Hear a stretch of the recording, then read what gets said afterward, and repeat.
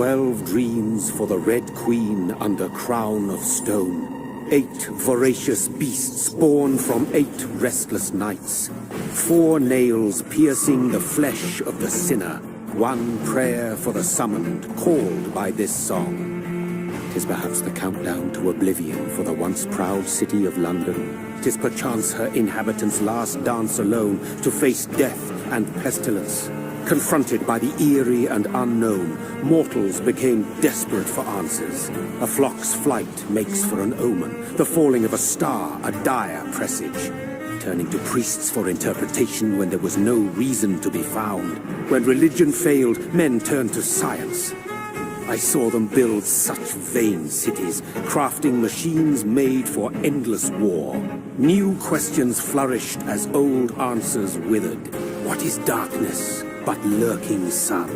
What is wall but enslaved stone? What is glass but tortured sand? What is song but a call to arms? What is hate but jilted love? What is life but death pending?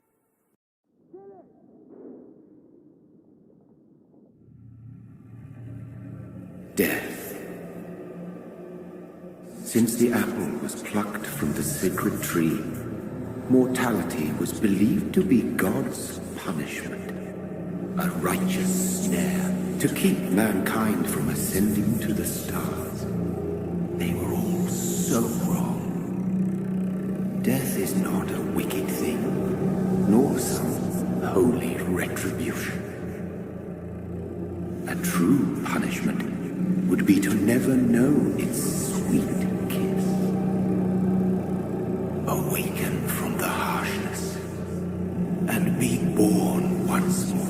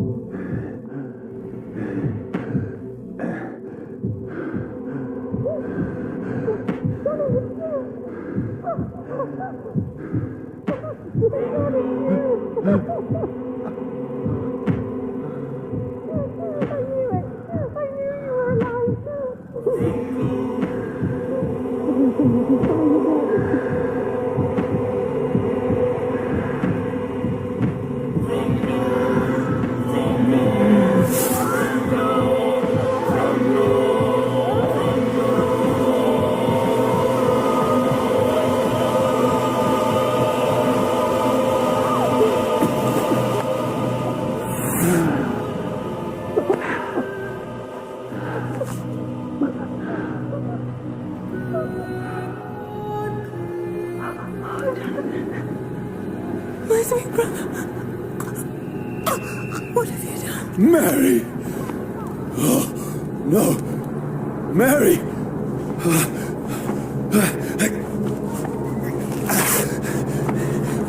Hold on! Please, hold on! Oh, God.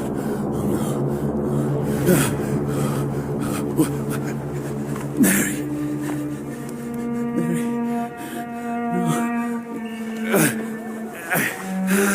No! No! No!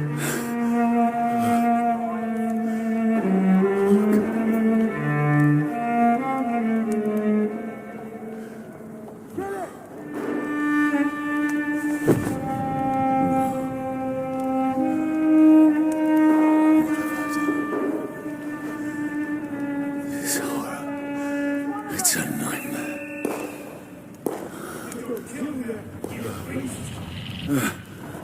No! Please, a moment, let me explain!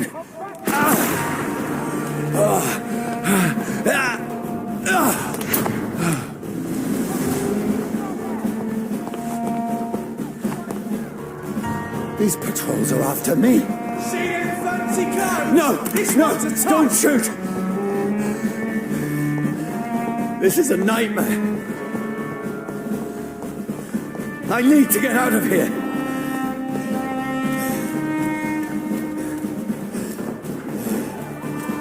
This can't be happening. There's one of those vermin. No, please, stop! I mean you no harm. Bloody monster!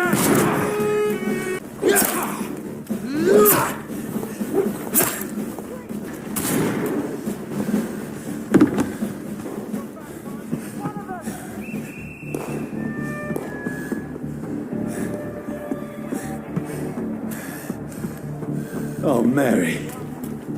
What have I done?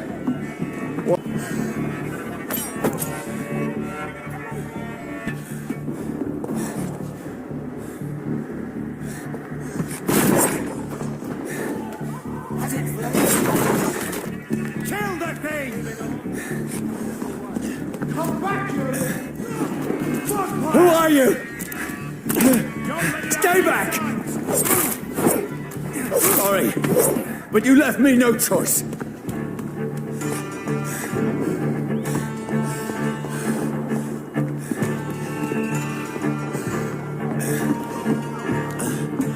Who are you? Stupid beast!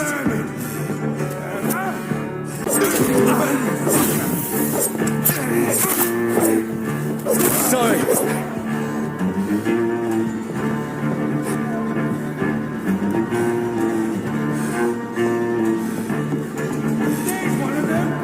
No, please, stop!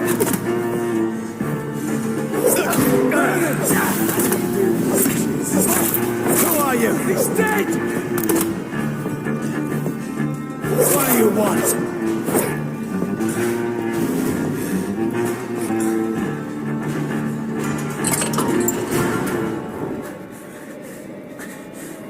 I mean you no harm. I need help. Die, you fucking leech! Please, listen to me. I can't make any sense of this. Shut up, beast! Who are you? What is this all about? What in God's... That'll do the rest of the job. Just leave me.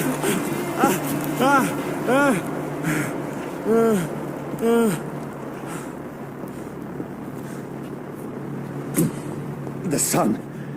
It feels like it's burning me to the bone.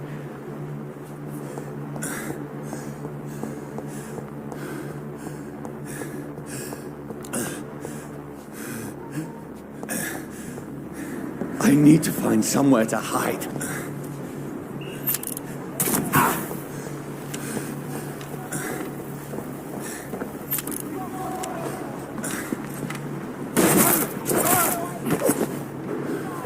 I need to find shelter.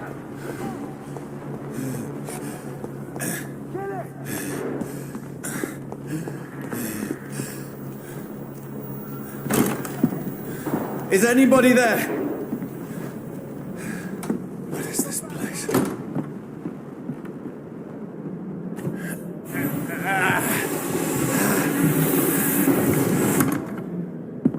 The place seems abandoned. I should be safe enough here.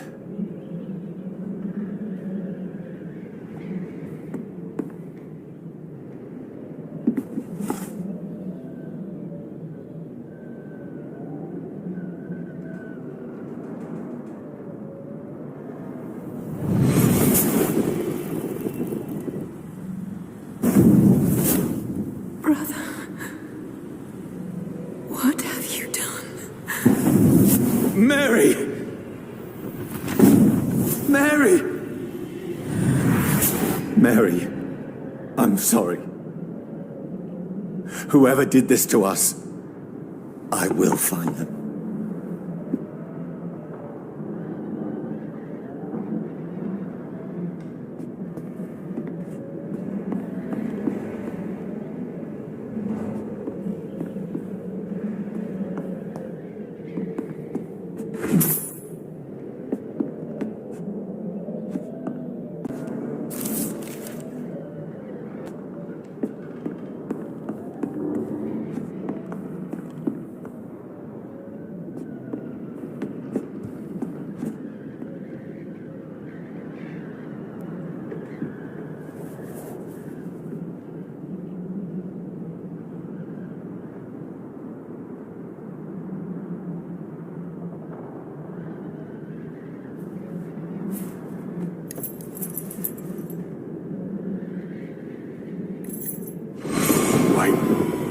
This one's dressed up fancy.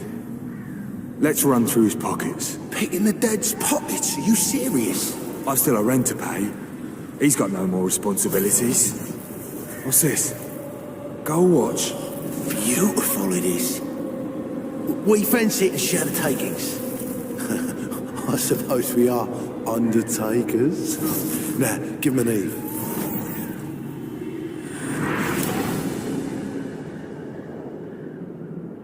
That's impossible.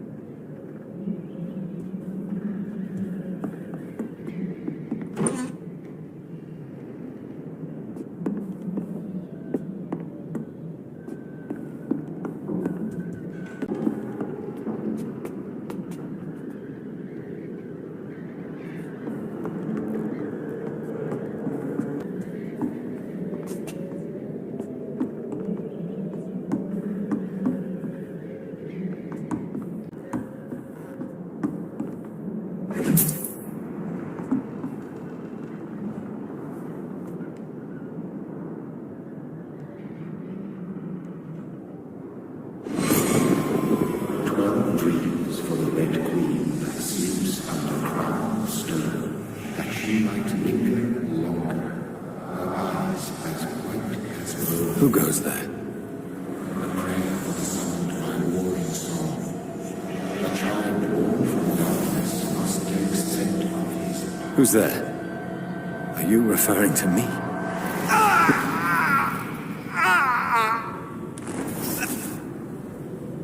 No! No! I still have so much to accomplish.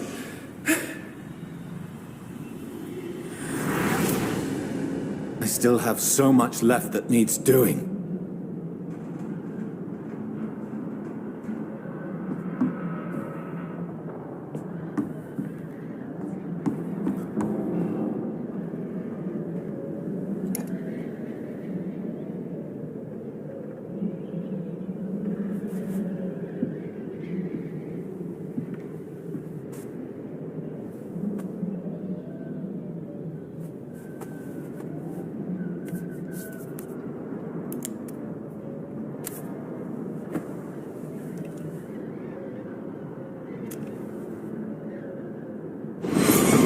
Johnny, this one's lost.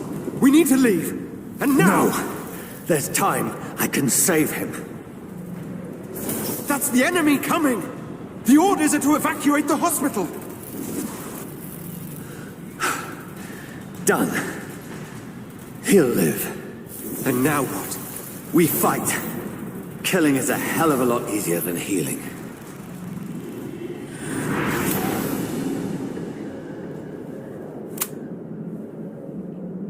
No, it never got easy.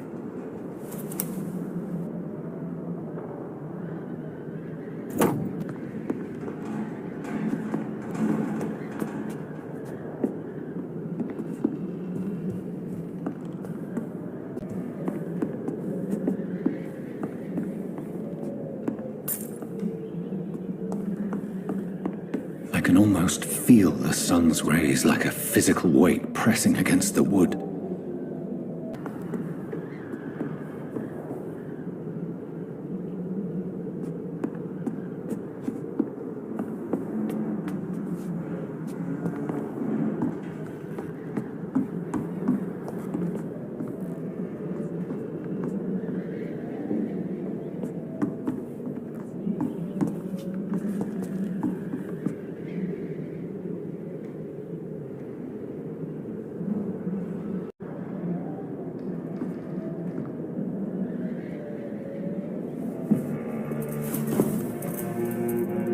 This makes no sense.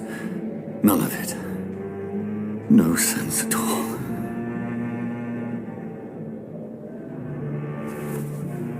It's a nightmare. That's it.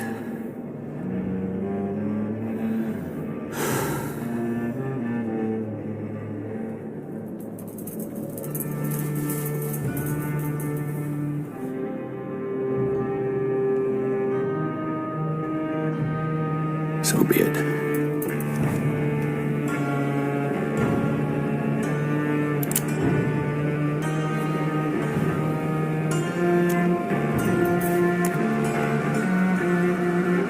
Rational thinking only.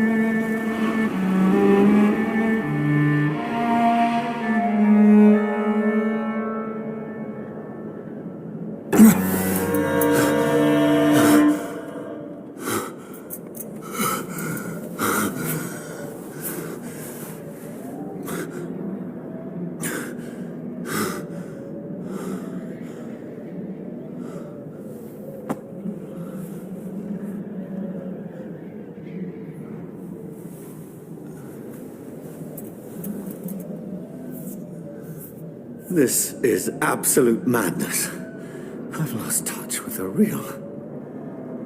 As it is, as mad as the moon, change blood in sunlight into a glowing with flesh.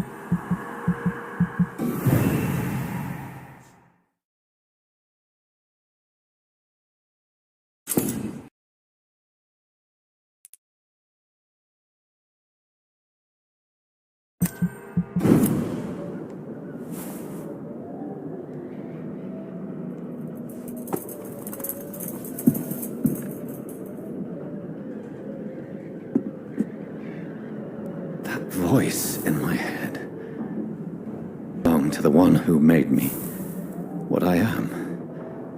I must find him to understand what I have become.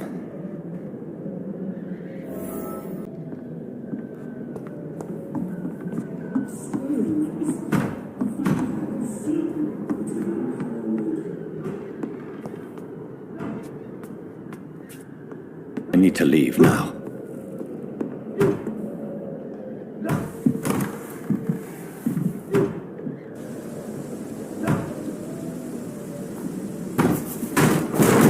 Here's the leech.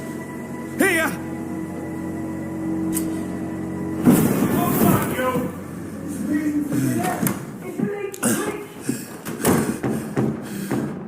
My head's spinning. Oi! Come out, you coward! Clever fucking beast! It's locked, all right.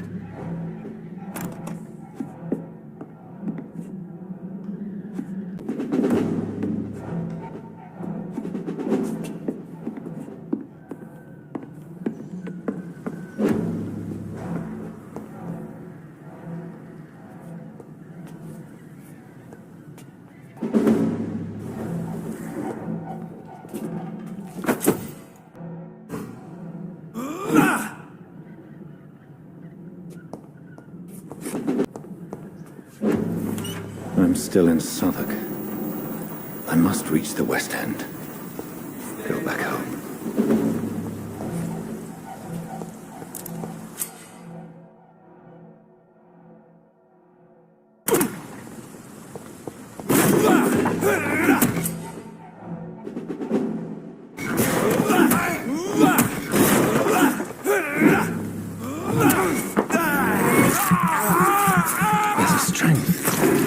Strength I never knew I had.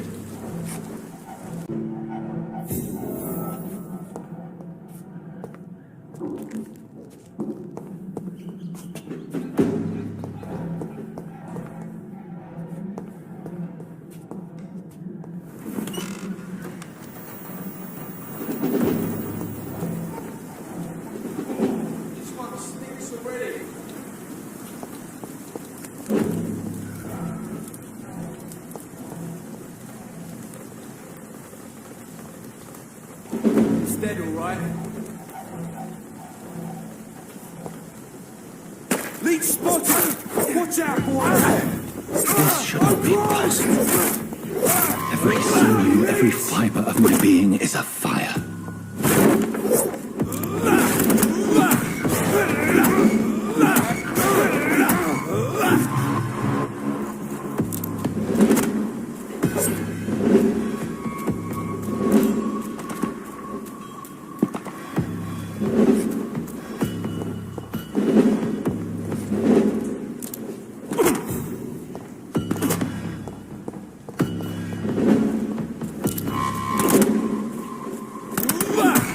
I feel like a child learning the limits of my body.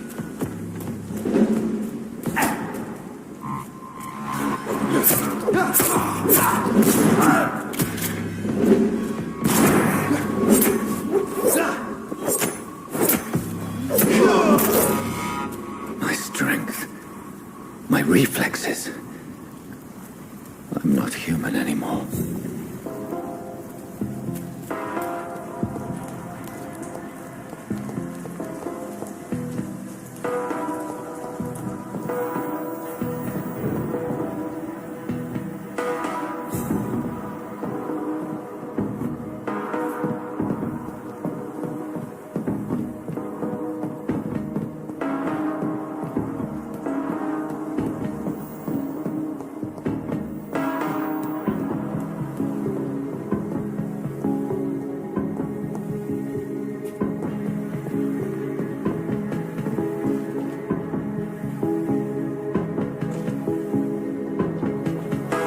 My poor sister. If only I had controlled my need for blood.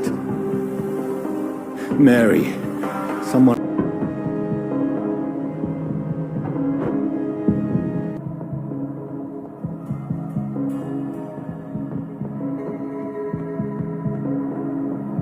I've so many questions unanswered.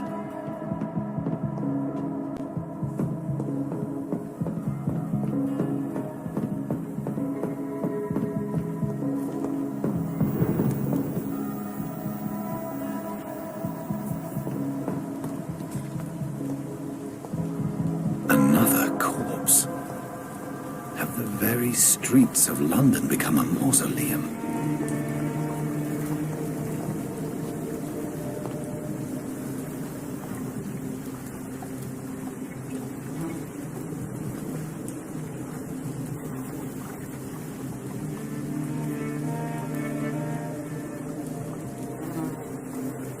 The man has been drained of all blood, but I can still smell the scent of it.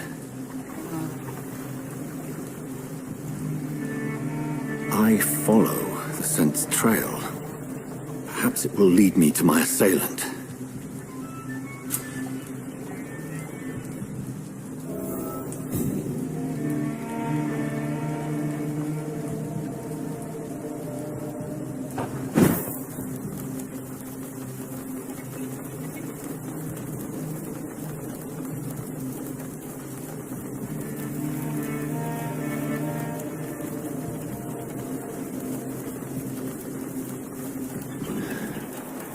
Fresh blood.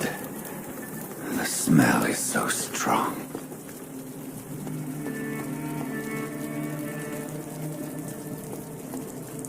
Where has everyone gone?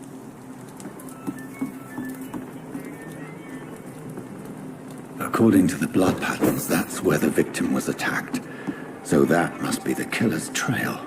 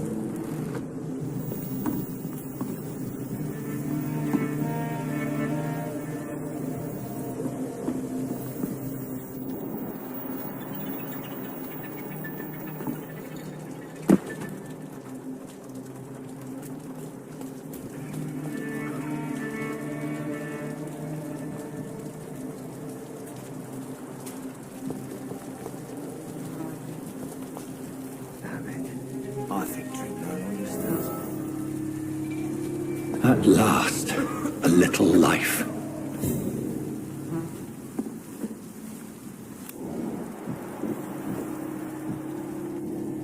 It's a good thing you cannot see me now. Welcome, sir, to the Turquoise Turtle.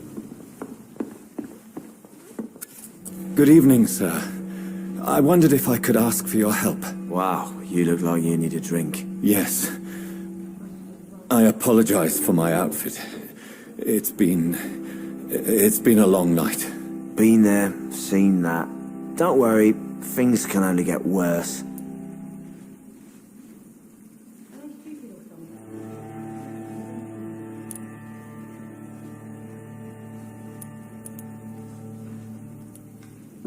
What's going on around here? It's like everybody is hiding. You must be new here. Have you not heard about the murders? Everybody fears the return of the sewer dog.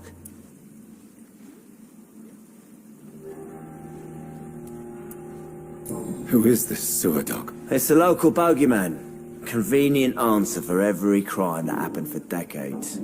You murdered someone, blame the sewer dog, eh? You make it sound like it's a fairy tale. People will always believe in monsters. It's easier than accepting their own darkness. We can all be monsters.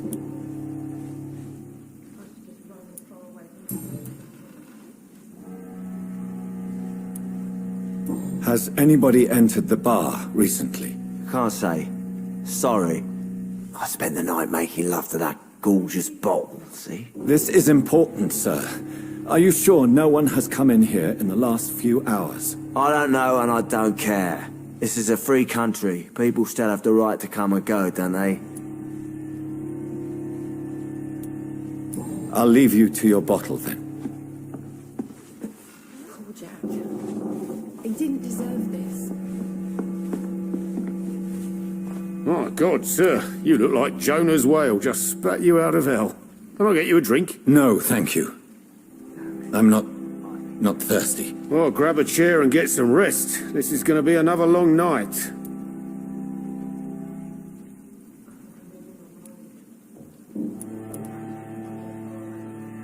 Where am I? Where is this place? You're at my bar, sir, the Turquoise Turtle. The last ray of light in this dangerous part of town. Aren't you scared? Scared of what? All the bad shit happens out on the foggy streets. And I never go outside. So you're open all night? Yep.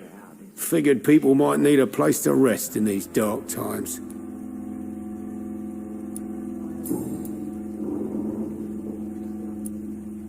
Why is it going to be a long night? You must be new around here. Don't you know about the murders? Tell me more about these murders. Every morning for the last few weeks, bodies have been found. And those poor sods didn't die of flu. Do the police have any leads on a suspect? Even before the outbreak, coppers never came round here. We're on our own. People die in these parts all the time, and no one cares. I'm looking for someone who might have passed through here recently. Wondered if you might help. It's been quiet tonight. The only other person I've seen went straight up to his room. Thought it was kind of rude, actually. You mean he's still here? Well, yeah. He paid for the entire week.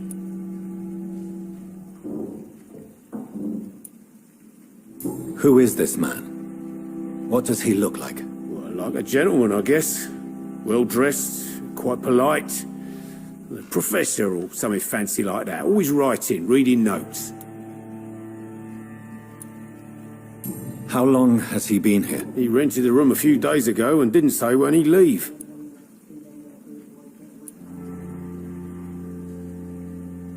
I need to meet this man. I have questions. Just climb the stairs and knock on the first door. I heard him open his window, so I guess he's still awake. And, sir... Yes? No funny business. You hear me? This is a respectable establishment. There's gotta be something can be done to get out of this bullshit mess. No?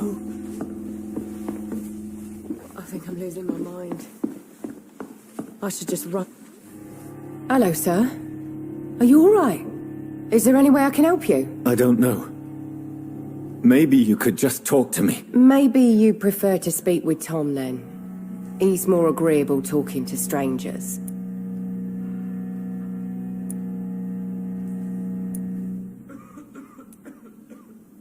I just want to talk. I didn't mean to scare you. I'm not afraid, sir. It's just I've other customers to take care of. I only see one customer. Oh. Well, yeah, of course. I mean, I best check on them. What's going on around here? Where is everyone? Too many dead, sir. First the epidemic, and now all these terrible murders. The murders. What can you say about them? Bodies found in the streets every morning. Drained of blood. It's just horrible. Some say the sewer dog is back. The sewer dog? What's that? No one knows. People have always disappeared around these parts. The ancients say it's the sewer dog coming out to feed. But now he's killing in the streets. What have you heard about the epidemic? There's a Spanish flu. Yeah. Killed so many last summer. Thought we'd seen the last of it. Dozens dying every week. Are the authorities doing anything? Nothing. There are so many quarantine zones in London now. It's gotten really hard to travel across town.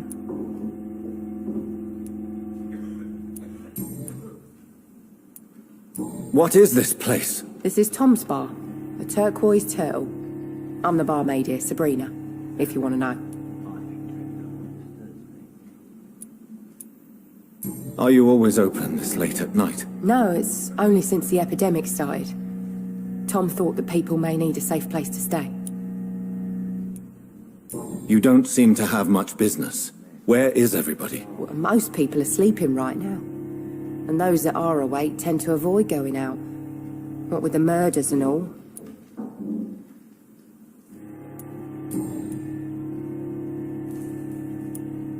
I'll leave then. Thank you. There's gotta be something can be done to get out of this bullshit mess. No?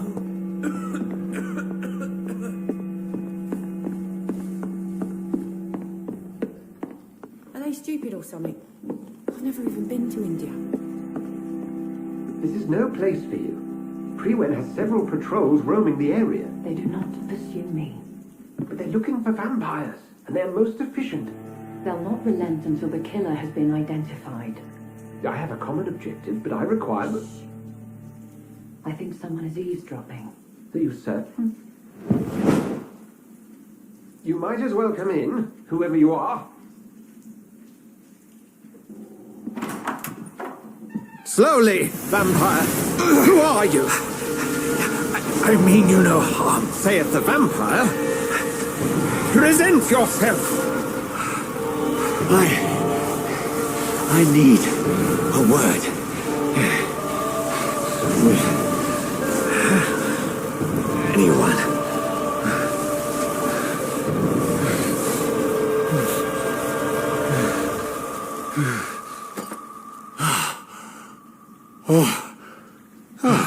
Well, that's something I can do for you.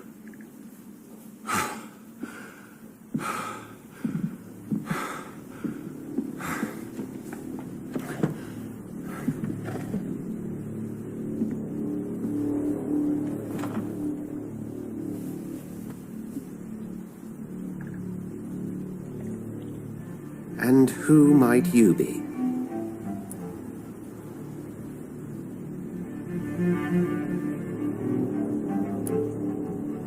I'm not sure that I know anymore. Might I at least learn the reason of your presence? That's none of your concern.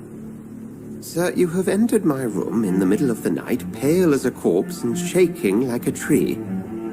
So please, indulge me. Someone is molesting people. In fact, killing them. Biting them. The calling card of a vampire. Like you.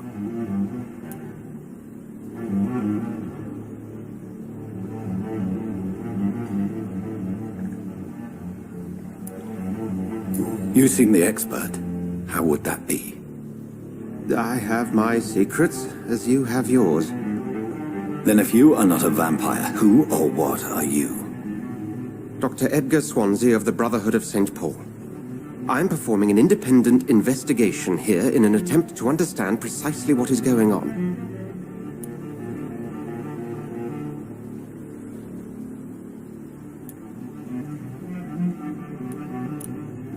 What have you uncovered concerning the murders?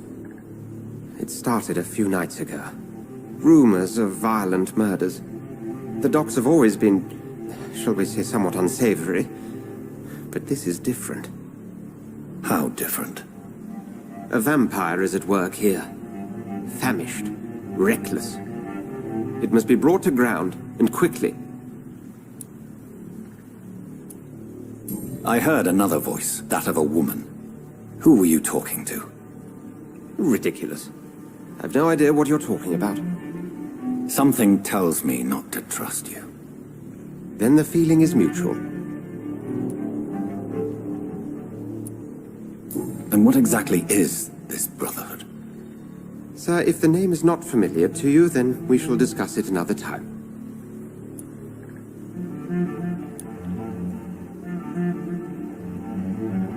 Then help me find the culprit.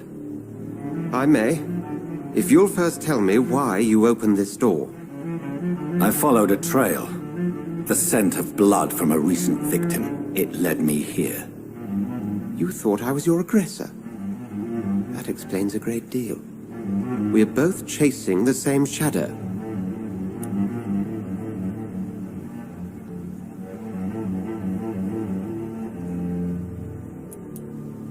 Perhaps. This is all new to me. I'm not even certain what I'm looking for. You should let me handle this affair. You've no idea what you're up against. No.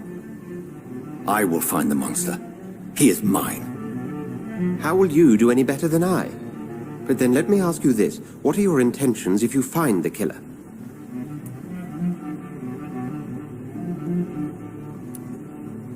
I will at last have the answers to my questions.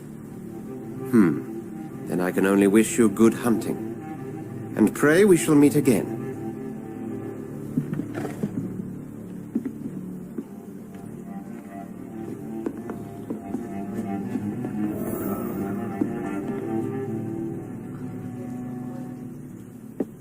I should just run as far away from this place as I can.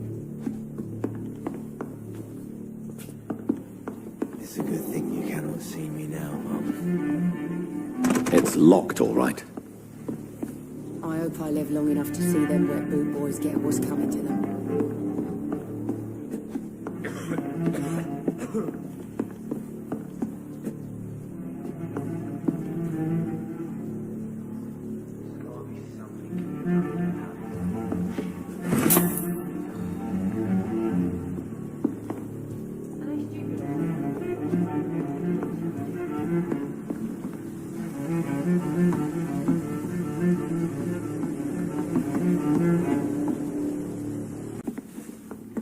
Evening, sir. Can I help you? I have a few questions for you. Well, if you must.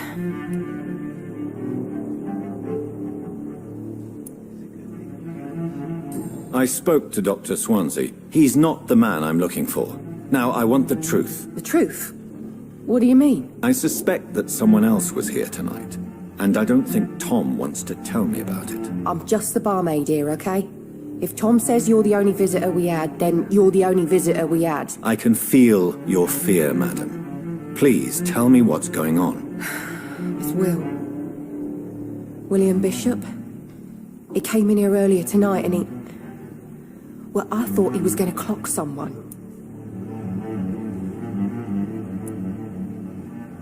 Why are you so afraid? I mean, his skin. His hands. I scrubbed every glass and every chair that he touched. God, I hope it's not contagious. What happened tonight? He was dead drunk, as usual. But my God, his eyes. His face. He must have caught something awful. He shouted and cried. It was terrible. Tell me about this William Bishop. Will was a sailor who worked at the canning factory before he lost that job. A nice bloke, really. He's never been violent. Until tonight. Why keep it a secret? Why not tell me about it? Tom's nothing if not loyal. After Will lost his job, he offered him one ear. They used to be good mates. But recently, well, Will started to get very aggressive. I see. Thank you for your candor. I'll be sure to talk to Tom.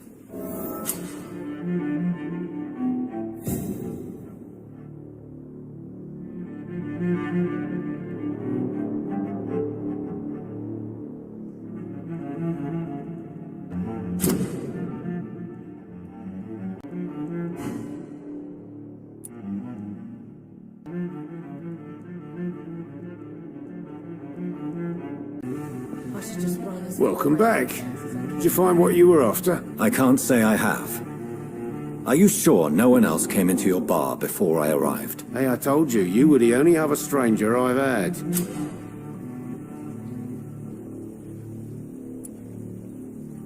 Tom, talk to me about the visit from your old friend, William. Yes, Will came by tonight, but he's not my friend anymore.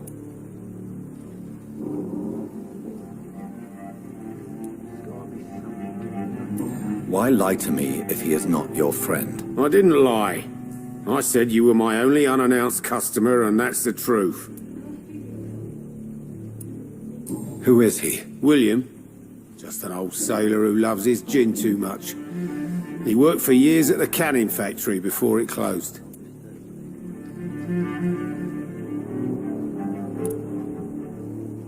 Is he dangerous? Yeah. Like many drunks, he's all bark and no bite. He can barely stand up most of the time. How was he tonight? Was he different? Sicker than usual, perhaps. He whined and mumbled about how mean people were to him and how he'd like to talk to me outside, and then he left when I refused.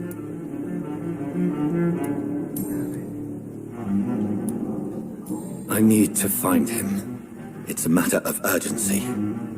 Do you know where he is? You could try his boat. It's up by the North Pier. He sleeps there when he's too drunk to get home. Please describe him to me. What do you expect? He's a tall, sick bastard with a bad rash and torn old clothes. William used to be strong. Now he's a mess. Thank you, Tom. If you see him, tell him I don't want him back here unless he cleans up his act, okay?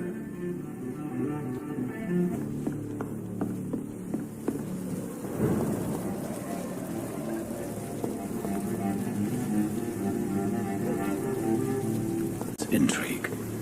What's been done to me? To this city?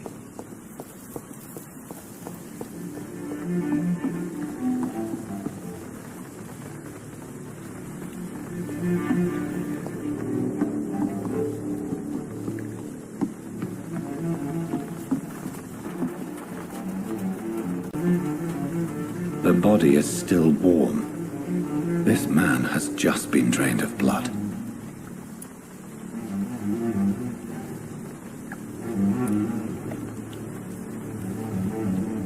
This man was armed. He tried to defend himself. What's this? Some sort of note.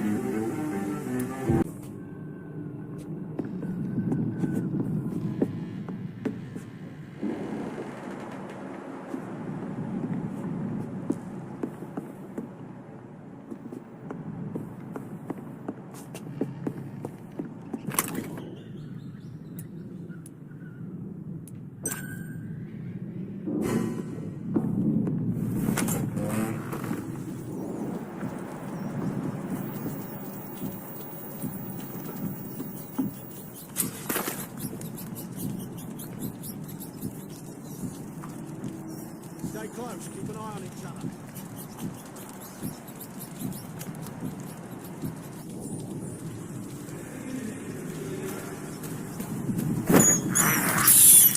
I have this thirst for blood.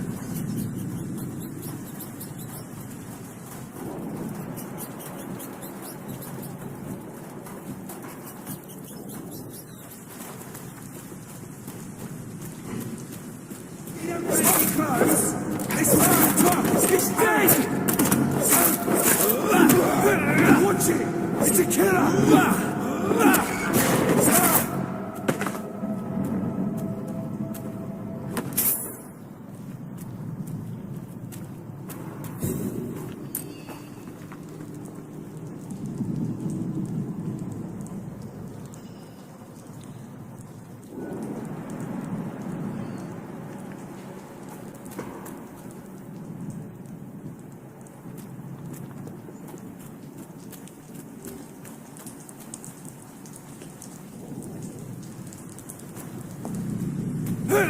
Watch yourselves! There's one of them! Get your back in the fucking bed!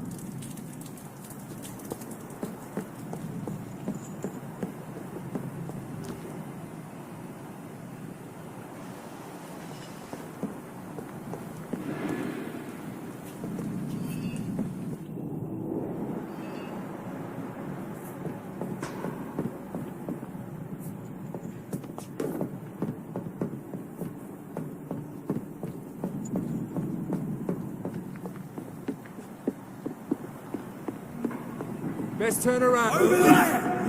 One of them birds! That's it.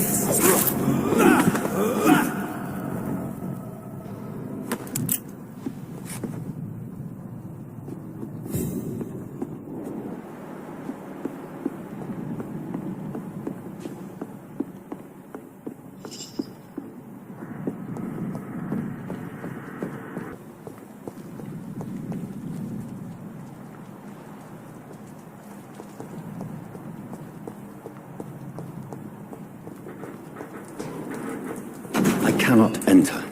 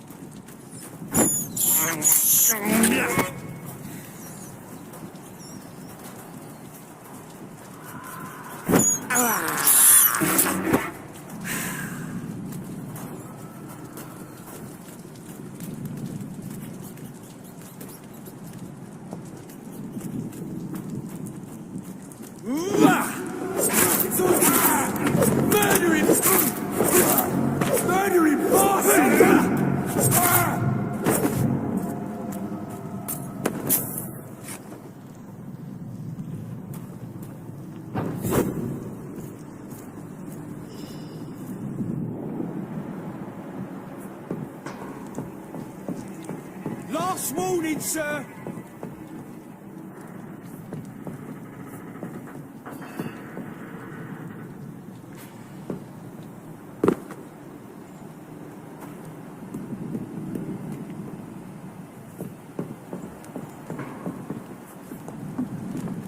Stupid beast! I'll kill it!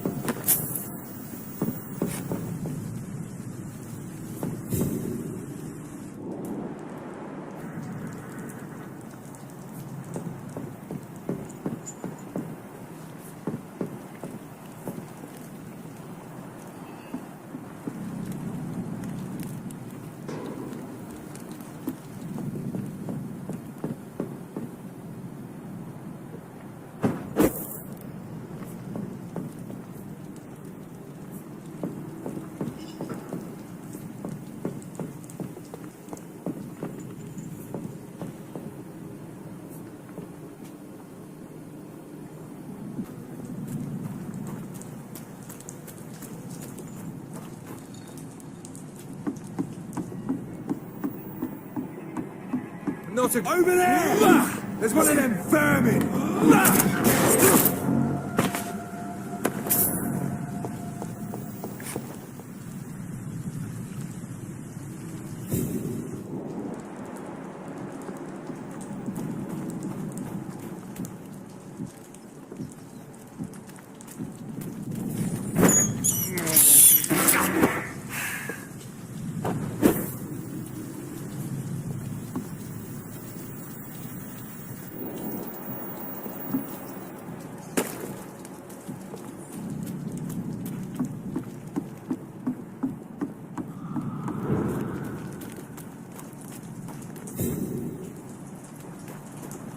Fresh blood. The whole building reeks of it. The scent is so strong it makes me dizzy.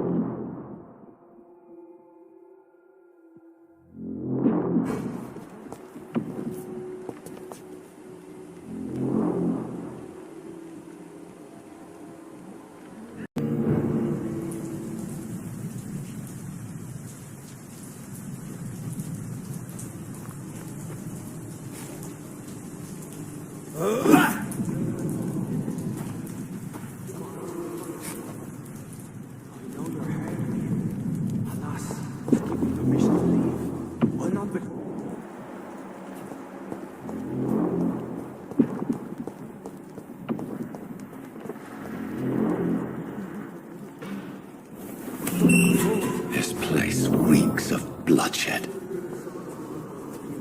Quench my thirst. I must have more. Oh dear God, not again. William, please stop. Just a sip, I promise. You're my dearest friend. You're my last and dearest friend. William, my arm. I can't feel it.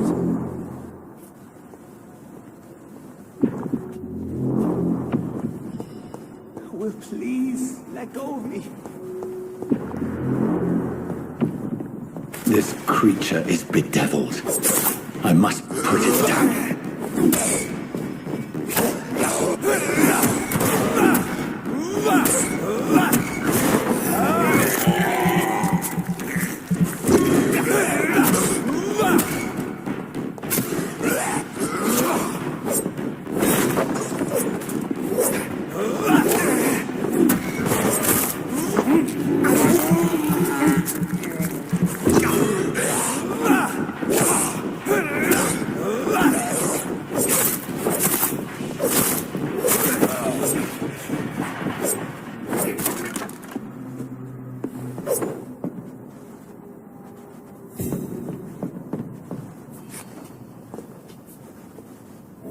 William, please, stop.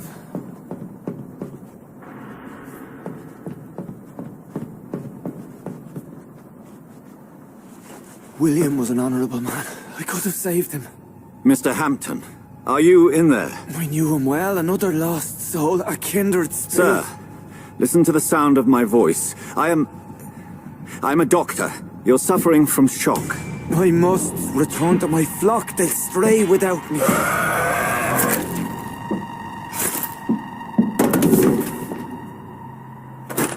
Remember, certain skulls are every bit as resistant as we are. Who are you? What do you mean by skull? You truly are a newborn. I should have realized. Wait. You are the woman from the bar. Are you like me? Can you help me? I believe, sir, I already have.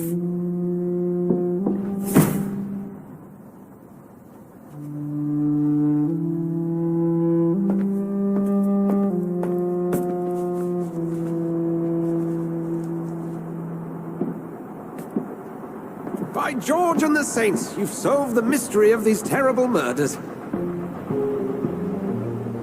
Patience, good fellows, I've come to offer help. Just give me a moment to secure my boat. We can leave this awful place. William was not the evil man they claimed. He was just taken by the thirst. He needed this drink. This man requires medical attention. We'll see he gets to the nearest hospital. No, please, I must tend to my fold. My flock needs me. There, sir. Go with the good Dr. Swansea. He's resourceful, and I'm sure he'll take good care of you. You'd best come as well. The sun is soon to rise, and you'll need a place to rest. I just need a moment. If I can learn something about what has happened to William, I'll be a step closer to understanding what happened to me.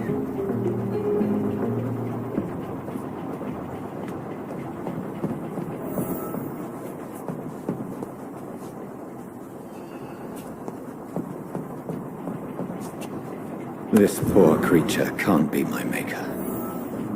Could it be some subspecies of vampire? I must find a place to analyze.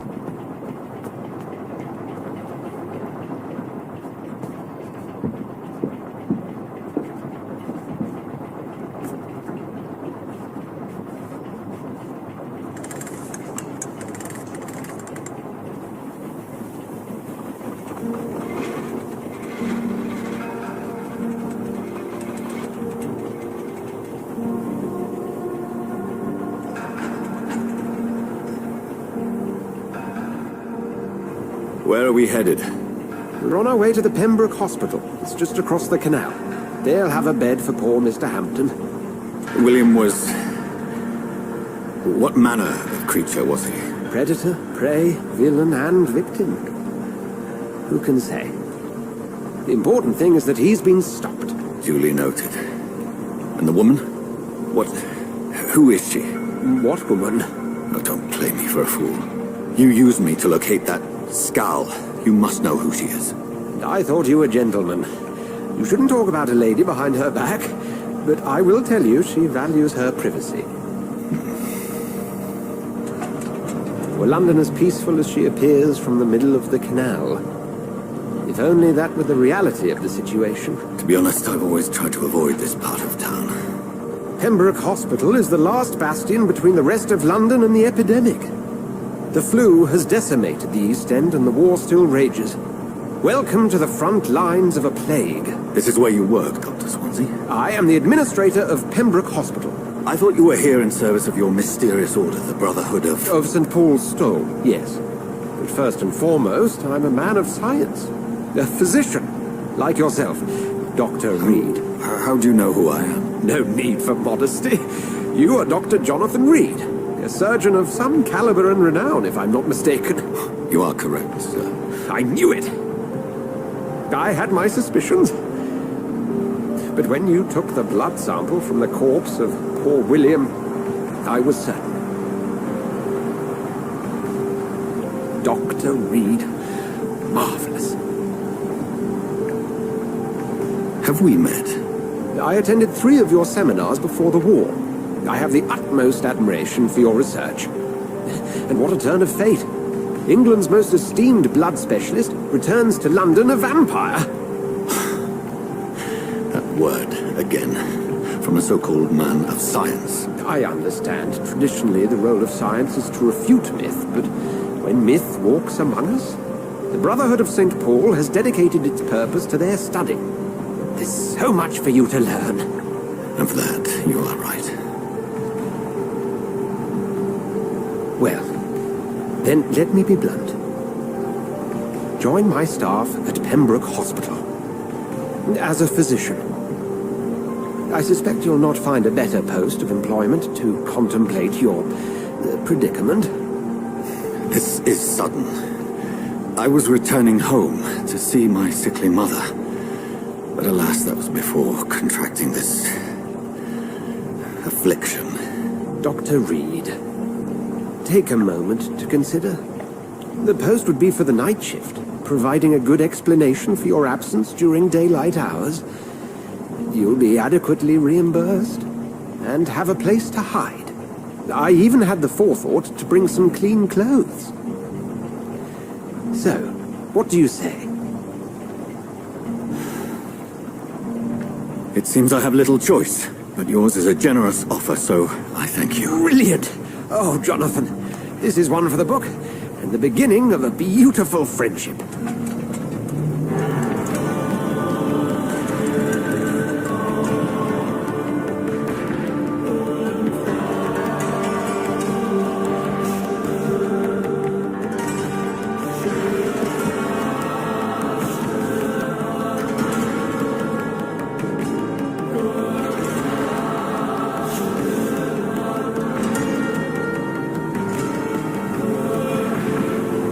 Dr. Swansea, thank goodness. I was beginning to be concerned.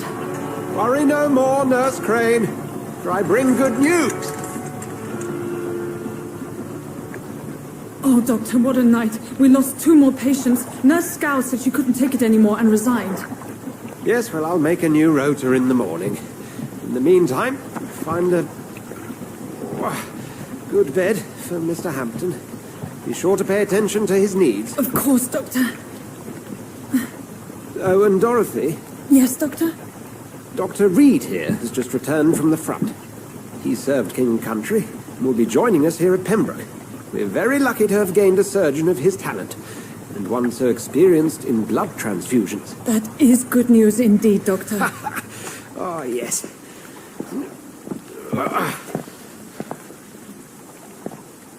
Here at Pembroke, it's not what we have, but what we haven't. It's only thanks to Nurse Crane and the staff that our ship doesn't sink. If you have any questions, just ask her.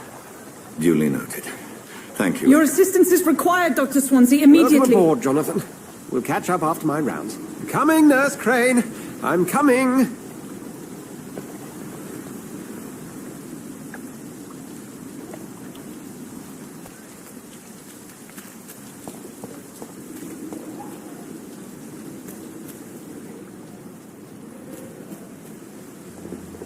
Nah, it's my turn.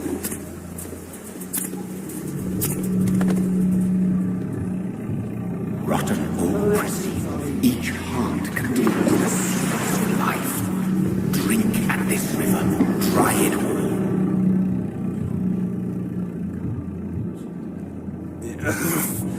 Oh, come on, you bastard! I won't bite. Sir, please. You've lost too much blood. Calm yourself. You think I didn't notice? Stop your staring and get me to an hospital, you arse!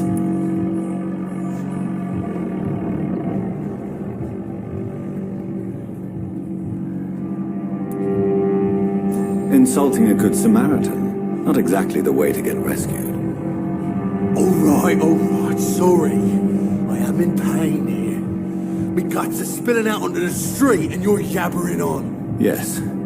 That's a very nasty wound you've got there. Take my word, I am a doctor. Dr. Jonathan Reed.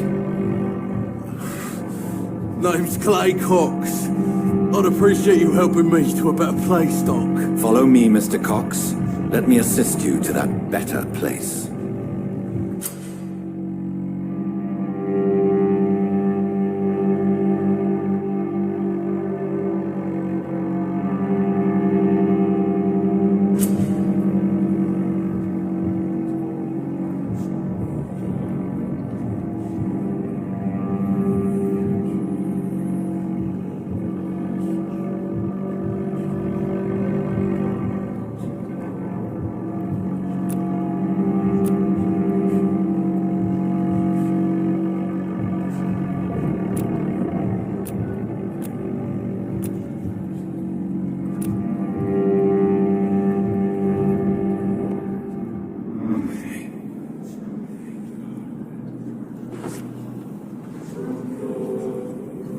Bring this fading light into the shadows.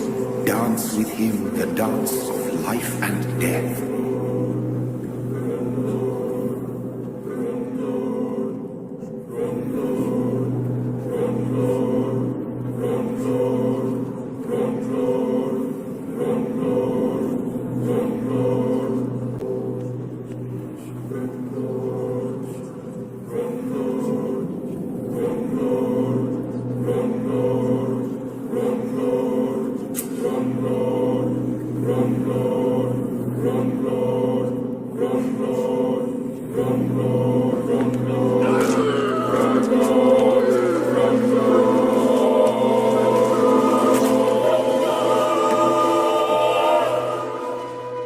In the back, you bastard!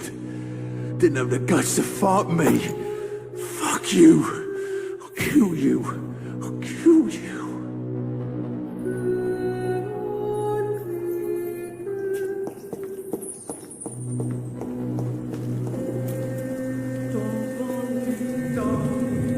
To taste a life, to embrace its most intimate secrets. Such a burden, such a divine sin.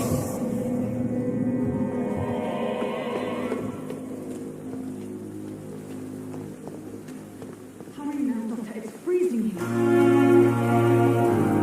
Doctor, where have you been? I've little time to play hide and seek with new staff members, no matter how illustrious they may be. I apologize, nurse. I needed some time to myself.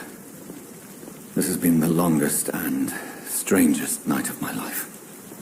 You delivered poor Mr. Hampton from a terrible fate. The means to that end should be of little concern, Doctor. Thank you, nurse. What can I do for you? Dr. Swansea insisted we provide you a quiet office. You'll find it on the second floor with your name on the door. Thank you. Nurse Crane, isn't it? Yes, Dorothy Crane. Welcome to Pembroke Hospital, Dr. Reed. Your office has been prepared.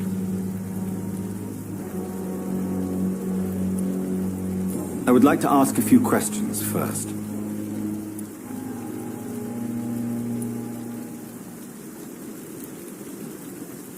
What kind of man is Dr. Swansea? Well, you accepted the job from him. I thought you would have known about your employer.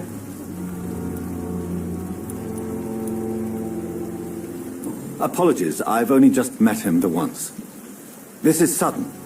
I've only just returned to England.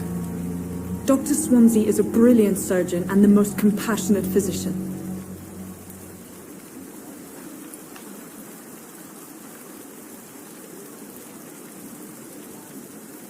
It's right to assume Dr. Swansea knows far more about me than I do about him. You'll get to know him soon enough, and better than me.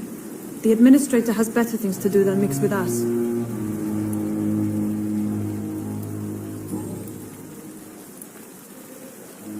And Mr. Hampton, the patient we brought in, how does he fare? I gave him a sedative to help him sleep. Poor thing was in quite a state of shock. If you could point me in the direction of my room again, nurse. Second floor of the hospital, left after the stairs. It's the last vacant office at the end of the corridor. Thank you, Nurse Crane.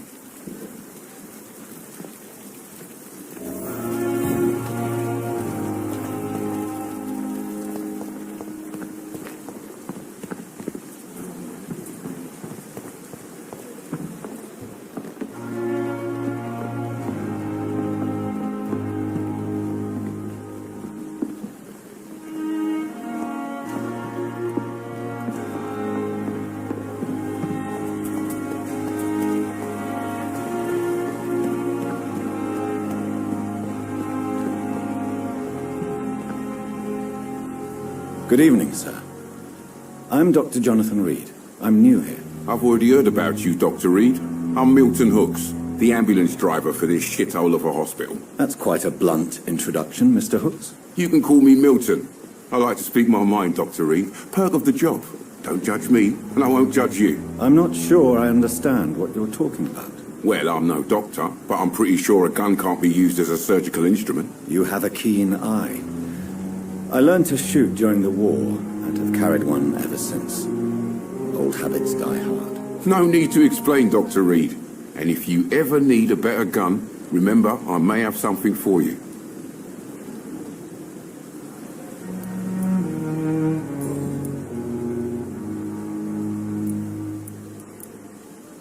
How is the situation around here? You want to hear the situation is all right? It's fucking awful. We lack everything. And it's getting worse every day. So what do you do exactly in this hospital? Apart from smuggling guns, I mean. I've been an ambulance driver since... too long, I guess. I bring sick people here night and day. It's a dirty job, but I get it done. Most of the time.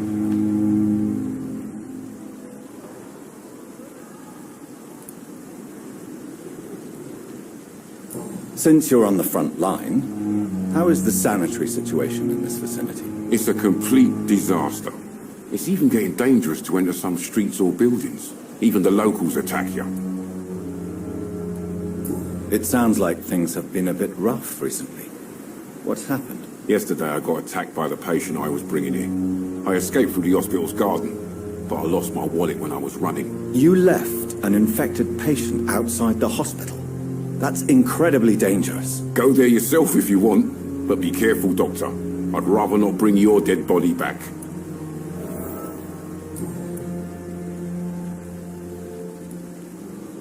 Are you really smuggling weapons through the hospital? And why not? I've already been attacked by patients, you know. And by gang members willing to steal my money. But you're not defending yourself. You're selling guns to civilians. You keep people alive your own way, Doctor. I offer them another way to protect their health.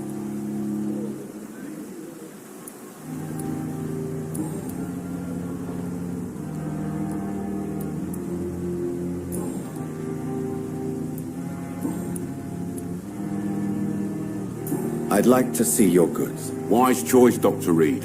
A reliable gun is what everybody needs these days.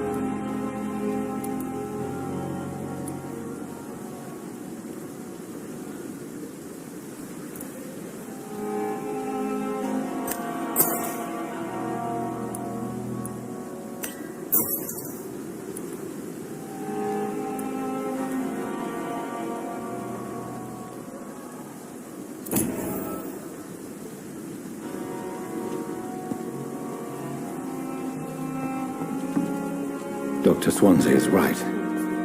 This place seems perfect to conduct my research. Good evening, nurse. Good evening, Doctor. I don't think we've been introduced yet. My name is Pippa Hawkins. And I'm Dr. Jonathan Reed. Dr. Swansea has recently offered me a position in this hospital. Well, it's a euphemism that your help will be appreciated, Doctor.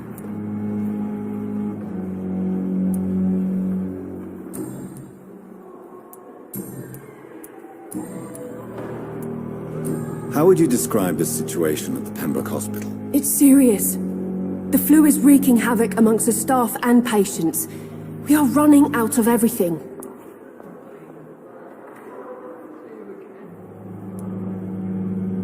Nurse Hawkins, the Spanish flu won't last forever.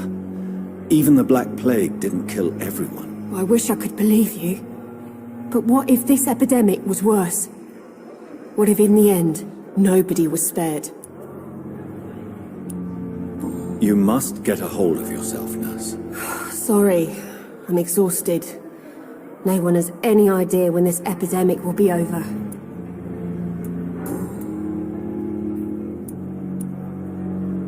How long have you been a nurse? Well, long enough to see that the epidemic is winning. And no matter how qualified you are, don't tell me you'll change that.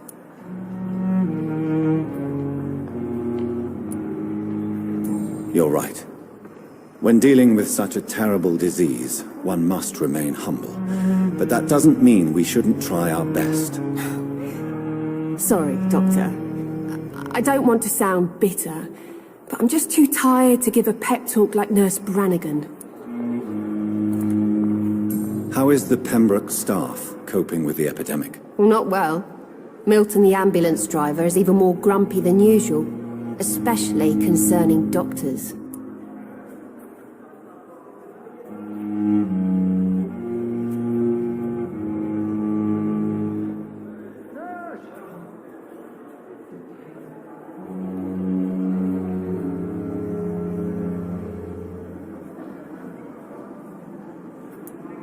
Why does Milton dislike doctors? I don't know. Just ask him. But be warned, Milton is not the chatty type. Why is Milton grumpy on a daily basis? Is it just an act? Milton's not the kind of man who's bothered about a bad reputation, whether he deserved it or not.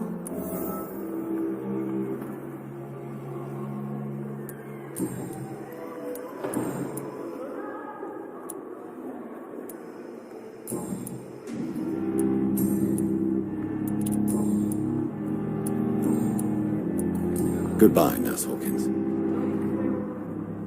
See you again.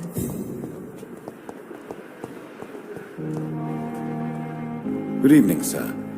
Can I help you? Unless you're here to fix my face. No. I don't think you can help me. I'm Dr. Reed. I've recently taken the position of head surgeon here. War injuries, am I right? You guessed right, Doctor. German shell took my pretty little mug right off. But they still call me Thomas Elwood.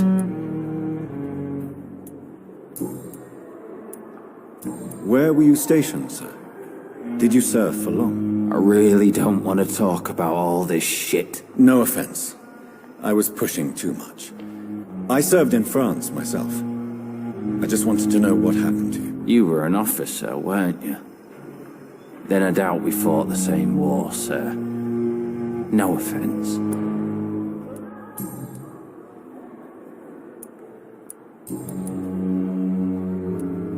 How is your stay with us, Mr. Elwood? Oh, it's bliss. I just escaped death in the trenches to be surrounded again by the moans of the dying. Can I ask you precisely why you're a patient here? It's the pain, sir. The drugs don't work. It just hurts under the scars, if you get my drift.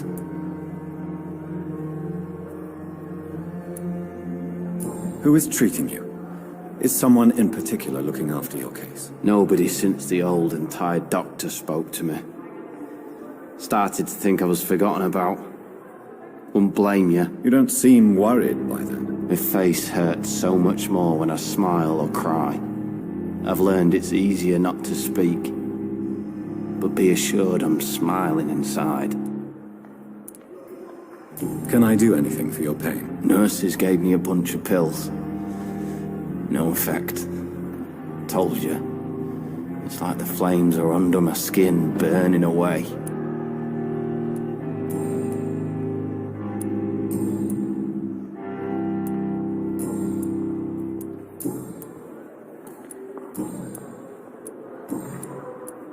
Goodbye for now, Mr. Elwood. Fear and disgust on every street corner. The daily routine. Good evening, Mr. Hampton. How do you feel? Dr. Reed, is it? Oh, sir, I must apologize for my behavior. What do you mean? I was not myself in the factory. Fear and exhaustion made me say awful things to you, I'm afraid. You remained perfectly nice and polite. A little delirious, perhaps. But who wouldn't be after enduring an abduction? Thank you, Doctor. That's a relief. Now all I need to do is rest and return to my flock.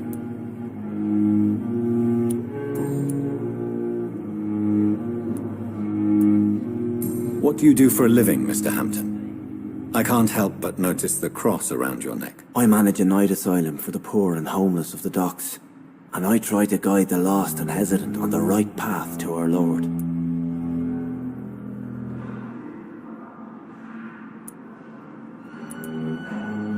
Are you a priest, Mr. Hampton? A deacon, maybe? Not at all, Doctor. I'm just a man of faith willing to preach the good word.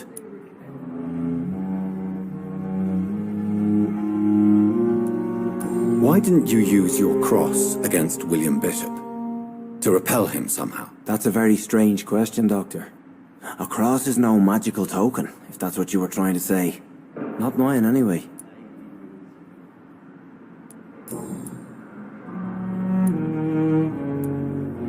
Have you made friends since you arrived? Not really, but I recognize Miss Harriet Jones. I knew her when she lived by the docks. That poor woman had such a miserable life. You never came to see her here at Pembroke. Receiving visits when sick can be an important part of the healing process, you know. We're not just bodies. You're preaching to the converted now, Doctor. To be truly honest, I thought she was dead. She left the docks many months ago. How do you feel, Mr. Hampton? Medically speaking, I mean. I feel exhausted. Beyond exhaustion, actually. William drank so much of my blood in his madness. I feel empty. You're in good hands here.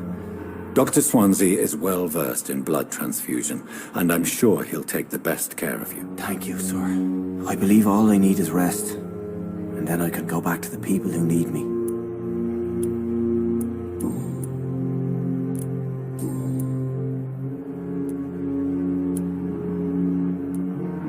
What is the general situation in the East End docks? The situation has always been tough, with a lot of tensions between the gangs and the dockers' trade union.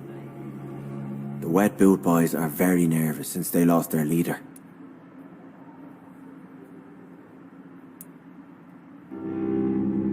Has the gang been threatening you? Ah, no. I've had this nickname for so long, you know, the sad saint of the East End. No one dares to bug a saint, not even criminals. Who leads the gang now? Since Clay Cox went missing, it's his wife Edwina who runs the show, with the assistance of her minion, Booth Digby.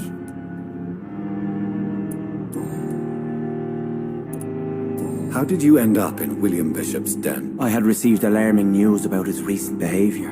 I went to his place and he refused to let me go. Why did he abduct you? William was an alcoholic. His addiction suddenly changed to blood. I don't know why. Just like a patient I met here. This Miss Hawcroft. You dared to enter this awful place alone. You're a hero, Mr. Hampton. Or a fool. I'm just a man trying to help his friends, Dr. Reed. William Bishop was a conflicted soul, searching for light.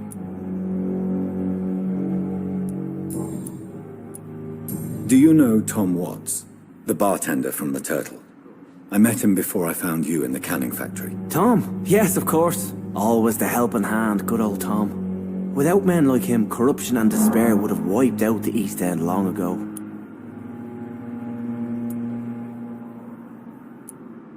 People are still in despair. How could it be otherwise?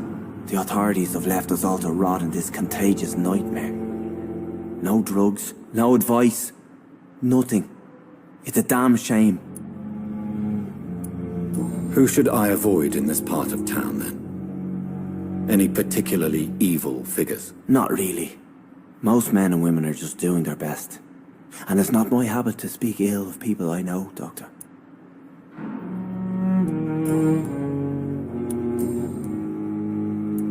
Goodbye, Mr. Hampton. We'll talk again later.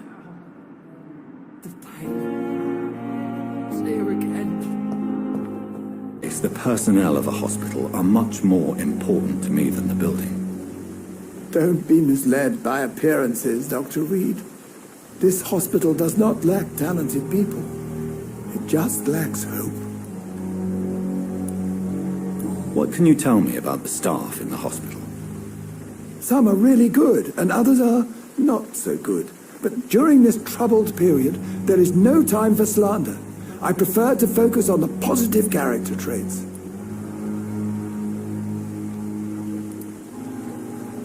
Tell me more about cherished people, then. Nurse Brannigan is a pearl.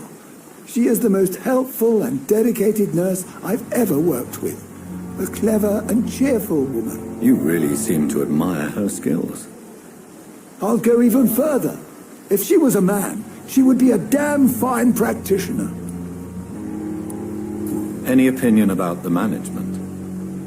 I don't always agree with Dr. Swansea's reserve, but I must admit he does all he can to keep this facility running during this crisis. Ah, yes, the burden of command.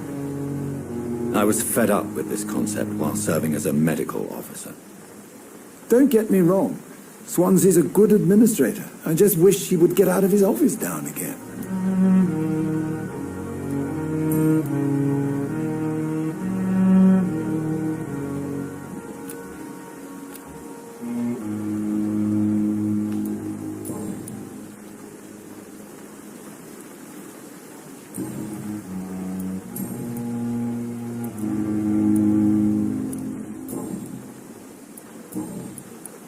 Goodbye, Dr. Tibbets.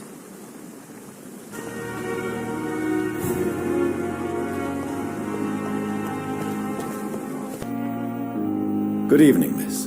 I'm Dr. Reed, the new surgeon at the Pembroke Hospital. And who are you? Your name has no meaning to me, mortal.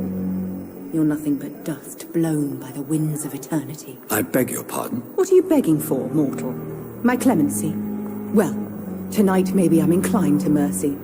You'll never forget the night you met Thelma Howcroft. You keep calling me mortal. Why is that? And if I'm mortal, what are you? Well, Dr. Reed, if you must know, I'm a vampire.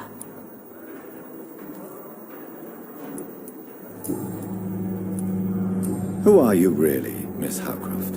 I mean, apart from being a vampire. Is that not enough for you, puny mortal? What do you require? Proof of my powers? I'm curious to know who you were before becoming a vampire. It was such a long time ago, I don't remember. Centuries of unholy life can have strange effects on one's minds, you see?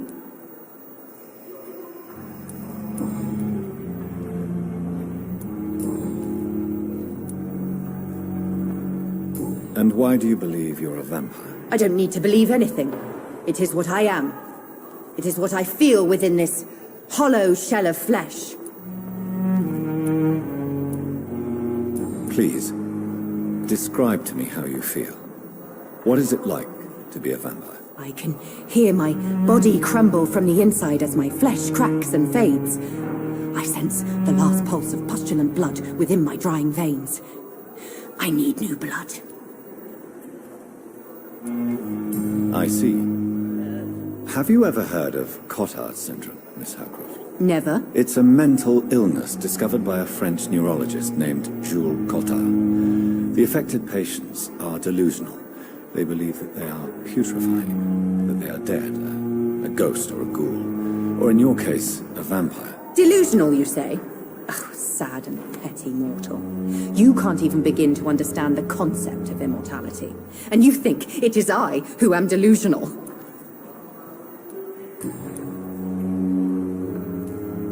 I'm assuming you must be a patient here. Am I right, Miss Howard? It's only a cover. To hide from my enemies. I can leave whenever I want. As a woman, a spirit, fog, or bat.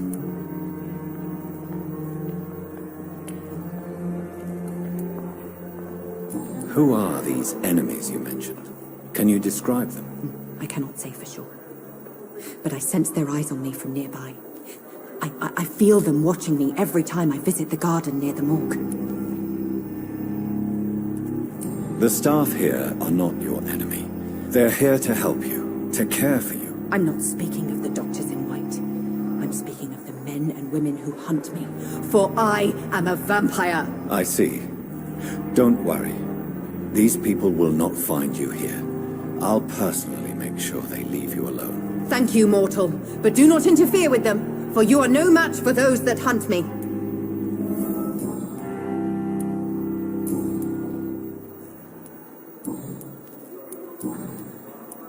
I'll leave you, Mistress of the Dark, to your nocturnal activities.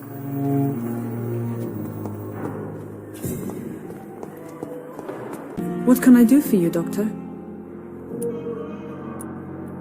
Thank you, Nurse Crane.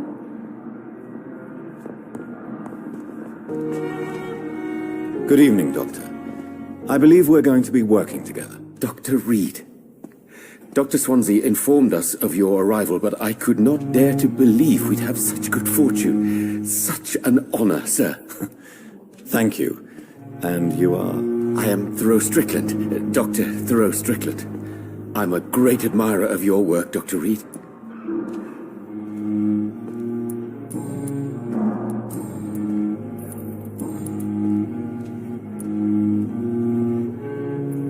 Please, could you tell me something about yourself? I'm a great admirer of your work concerning blood transfusion, Dr. Reed. I run my own experiments. I'm convinced it's the future. What made you choose to be a doctor? I'm not ashamed to admit you and your work have inspired me. I am honored to have the opportunity to work by your side. It's always a pleasure to share scientific and medical knowledge with someone eager to learn. I'll be glad to help you if I can. This epidemic may be the century's most terrible disaster, but I'm convinced that we, as doctors, are the only ones able to defeat it. I based my technique on my mentor's research. He helped me perfect my method. What is yours? I'd rather not talk about it. For now, it's just theories and unsuccessful. As long as you're cautious and methodical, you may remain empty-handed, but you won't fail. You're not the first one to warn me, but I am convinced knowledge is the main weapon against the ravages of this epidemic. What can you tell me about the Pembroke? Well, it has always been an honor to work with Dr. Swansea. But with your arrival, I can't think of a better opportunity to learn about blood transfusion. You seem quite optimistic. It's a rare and precious attitude in these difficult times. I'm convinced that this epidemic is a test of endurance and dedication for us men of science. Questions remain about our capacity to resolve the situation. True. Last summer, during the first wave of the epidemic, I used to joke with Milton about the extra work. We're not smiling now. Do you need help with anything in particular? Well, yes, maybe. I'm waiting for a batch of products I ordered for my personal research, yet my supplier seems to have vanished. Do you want me to play the errand boy for you? Oh no, Dr. Reed. But if you went personally to his shop, what with your reputation and all, he wouldn't dare to refuse the products I need. I see. Well, give me the address, for I may pass by if I have time.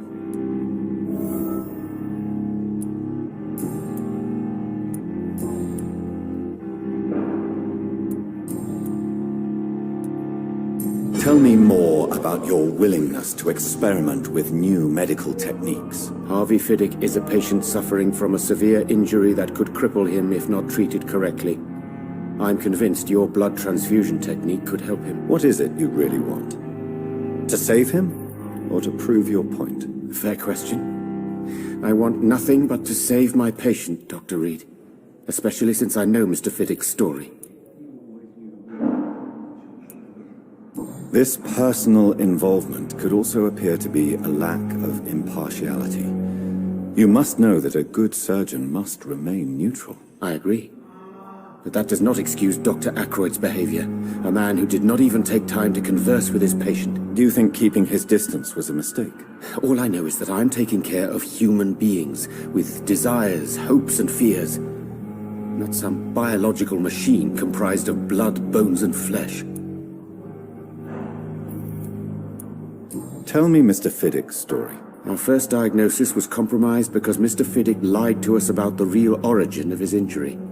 He first claimed it was an accident. But why would he hide such crucial information from us? Because he is a proud father, ashamed of putting his children at risk because of his own negligence.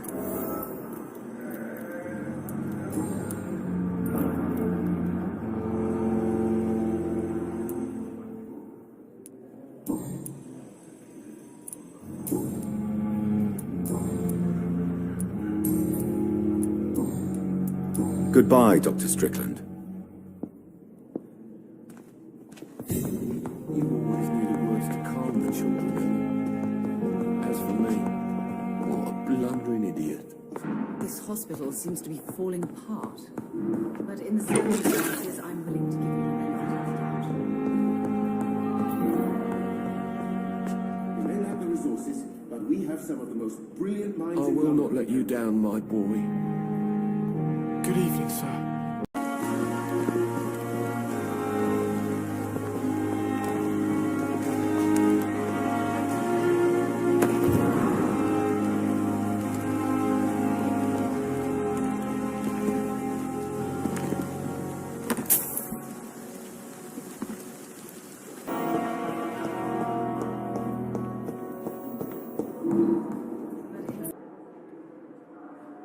It's locked.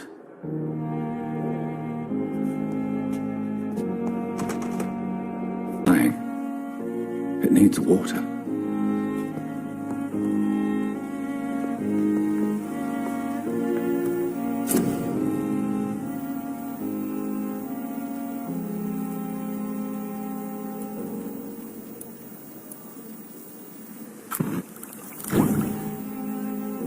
Research is complete. I'd better learn to hide my true nature from the mortals. But what about my thirst for blood?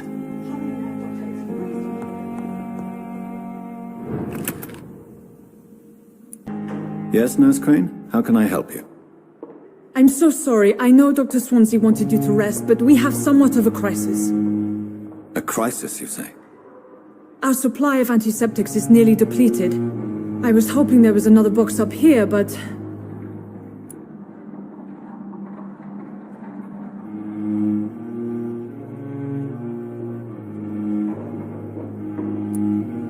What type of hospital are you running? No antiseptics? You have been away too long, Doctor. With the war and now this epidemic, supplies have been running scarce for months now. I may have a solution. In France, during the war, drugs shortage was a daily problem, and we had to use our wits to overcome the shortages. However do you mean? If combined correctly, certain household chemical products can be used in a pinch instead. Now, where's the hospital storeroom? The storeroom? Fat chance. This is the Pembroke, and space is luxury we don't have. Everything used to be stored in the old morgue. Perhaps I should look there first. Where is this morgue? It's the large building behind the hospital. You'll need to go in the back door because it's been sealed off for sanitary reasons. Take this key. It opens a small back entrance at the end of a narrow street. The abandoned morgue behind the hospital. A small door at the end of a narrow street. On my way then. Thank you, nurse.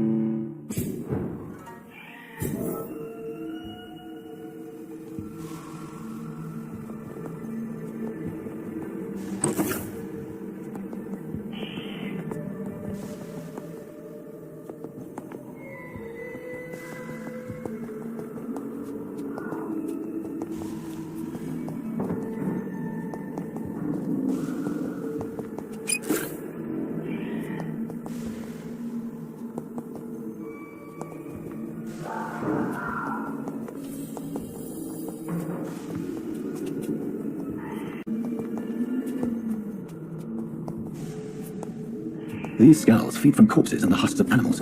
They're not after blood.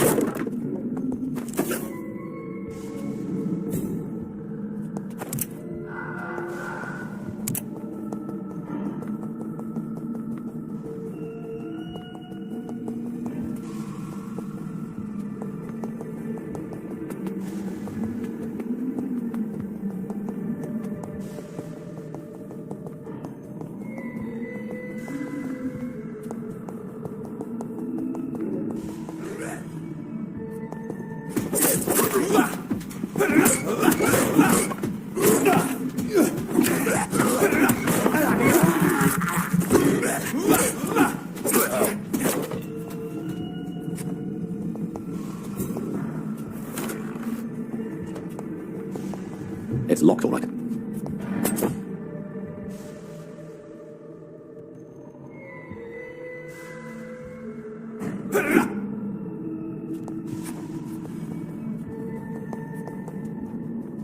It's locked.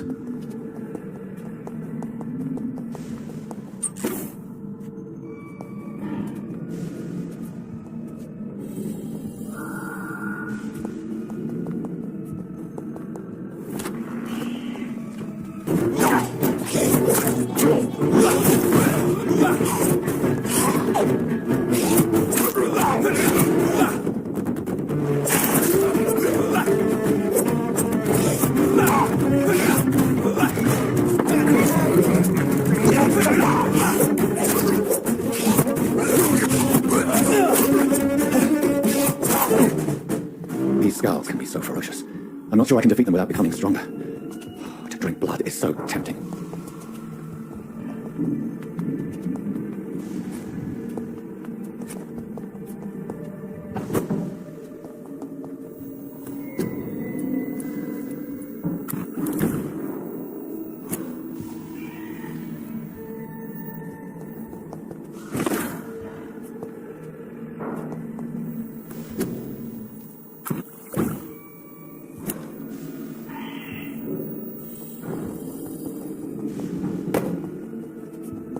Sodium hypochlorite. Dangerous to administer, but efficient in the proper dosage.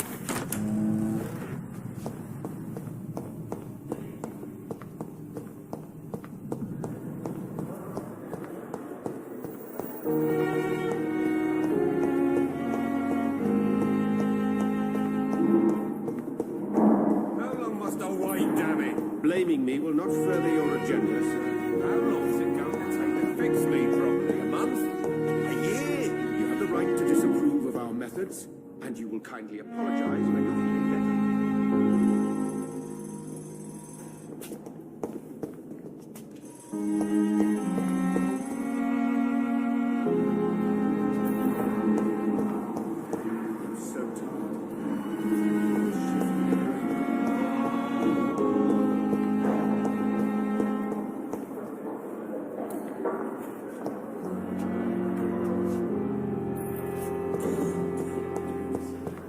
I have wasted too much energy for so little result.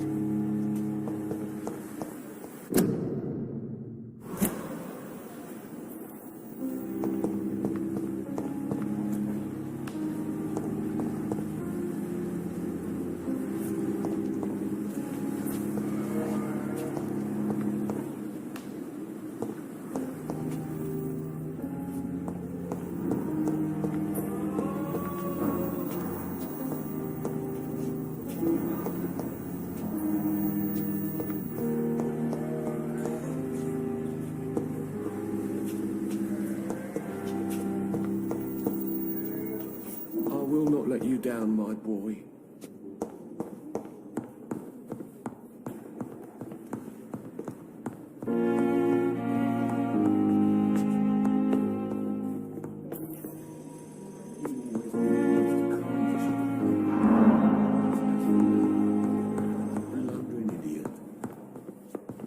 Good evening, sir.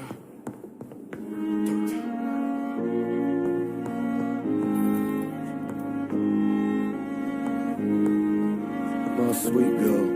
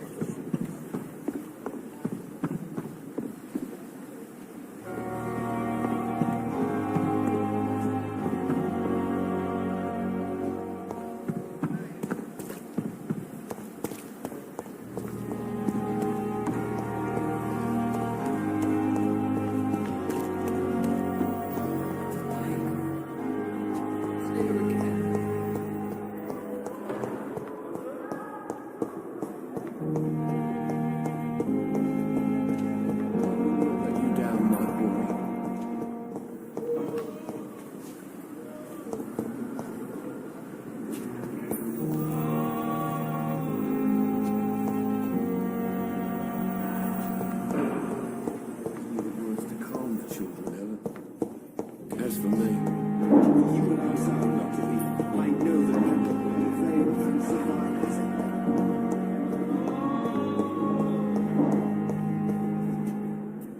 Good evening, Dr. Strickland. And good evening to you, Dr. Reed. Can I be of any help?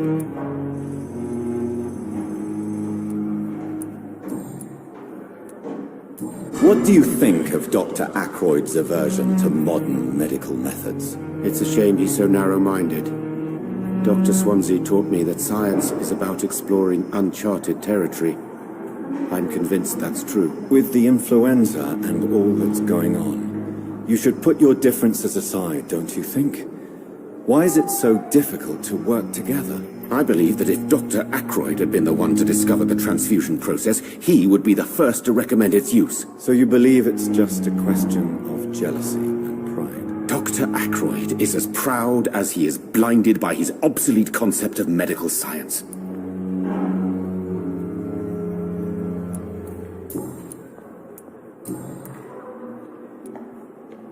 Tell me more about your willingness to experiment with new medical techniques. Harvey Fiddick is a patient suffering from a severe injury that could cripple him if not treated correctly. I'm convinced your blood transfusion technique could help him. What is it you really want? To save him, or to prove your point? Fair question. I want nothing but to save my patient, Dr. Reed. Especially since I know Mr. Fiddick's story.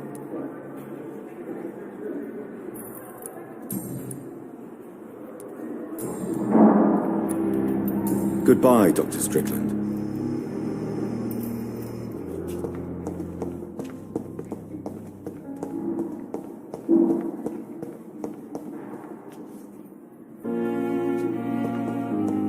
My sweet girl.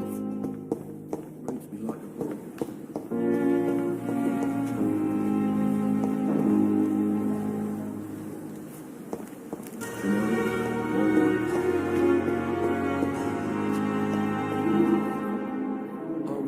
You down, my boy.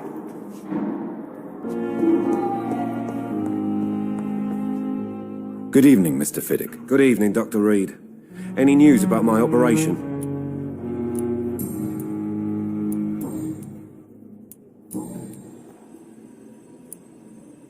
Tell me about your injury, Harvey. Why do you feel so guilty about it? My wife died because of me. And now I may lose everything because I've been careless enough to hurt myself. What an arsehole.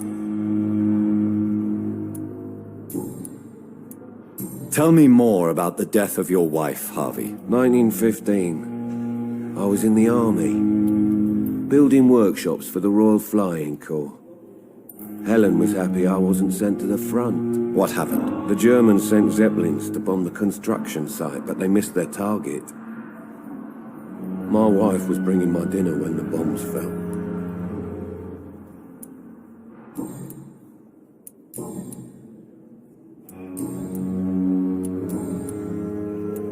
Goodbye for now, Mr. Fiddick. I'll see you later. Oh, sweet girl. Reads me like a book.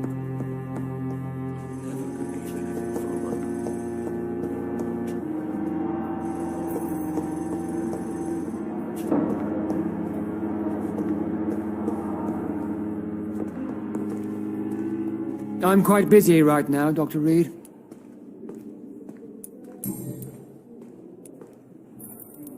Tell me, Waverley, what do you think of Dr. Strickland's enthusiasm for his experimental research? Strickland is playing with his patients' lives for pride and glory. Now that, sir, is unethical. Are you thinking about something in particular? Harvey Fiddick needs delicate surgery. I believe we should stick to the usual procedure, but my young colleague obviously disagrees.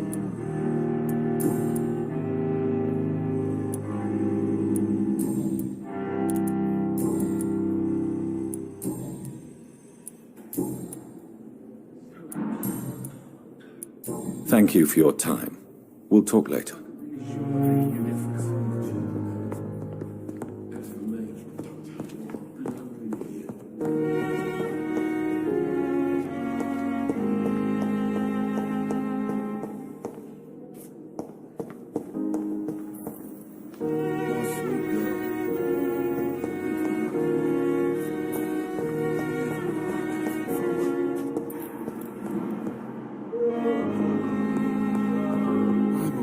So tired. Don't waste your time with me. Will this shift never end? I'm quite busy right now, Dr. Reed. Thank you for your time. We'll talk later. I will not let you down, my boy. Good evening, Dr. Strickland. And good evening to you, Dr. Reed. Can I be of any help?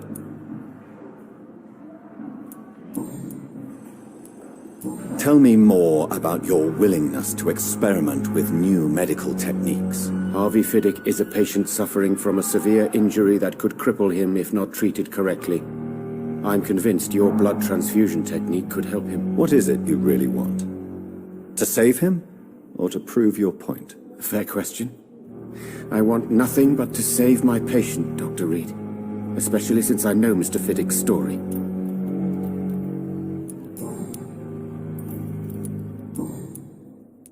Goodbye, Dr. Strickland. I'm alright. Don't waste your time with me.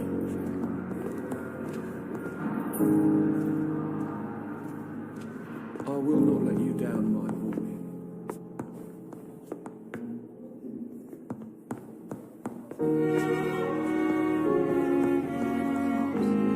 But in the circumstances, I'm willing to give you the benefit of the doubt.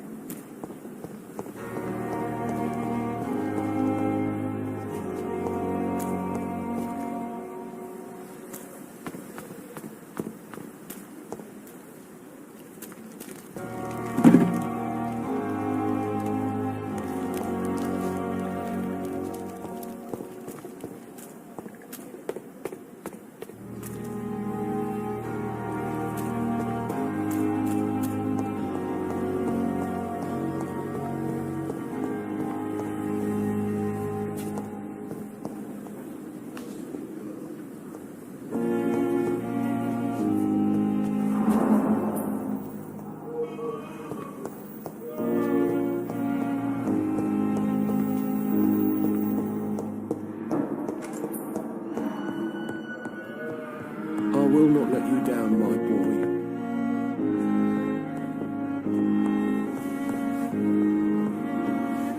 I'm all right. Don't waste your time with me.